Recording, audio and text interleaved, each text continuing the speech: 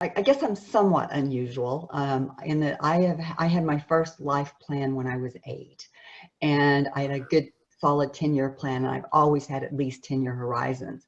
And so I started thinking in my late 30s about the fact that later in my career I would want to do board work. And so I actually set out a plan at that point. Although because I was only in my 30s, I planned 3 different paths to my what I'll call my next career, and made sure that I left options open for all 3 of those as I moved along. And those included things like really understanding what boards wanted in individuals. So it caused me to do things like take P&L roles, even when there were other roles that might have paid more at the time or maybe even been more prestigious, but I was playing a long game. So that was the first thing that I did. I also made sure that I understood the downsides of this particular path, because there are some challenges with it. If you need certainty of income, that is not ideal. A lot of the compensation comes in the form of equity that you may not see for literally decades, or at least a decade. And so you have to make some plans to understand what it means to go into this type of career path.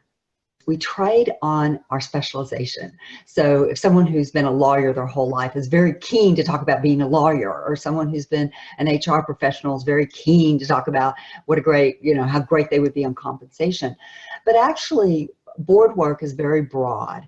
And it's one reason why about 60% of the new board appointments in any given year are former CEOs, which of course favors men because we only have, 5% or so of women who are CEOs.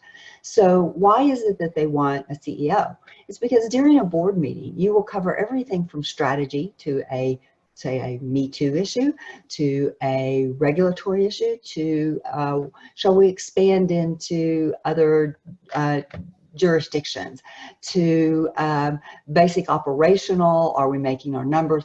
And you have to be able to contribute at some level across all of this. So if you're a compensation expert, and most of that work is done in the compensation committee, and you're going to spend a small amount of that time in the board with the full board, then are you going to make a contribution to the other 95% of the content? Well, if you're going to be on a board for a decade, you're going to go through a lot of things. So I always say, think about the last 24 years rather than the last 24 months, because you want somebody who's been through an economic boom or an economic bust, someone who's sold off things, someone who's bought things, someone who has had big mergers. Because during a 10-year term, which I'm, estimating, obviously some of them can be shorter and some of them can be longer, you're going to go through a lot of different things. So that breadth of experience is very important in looking for a good board member.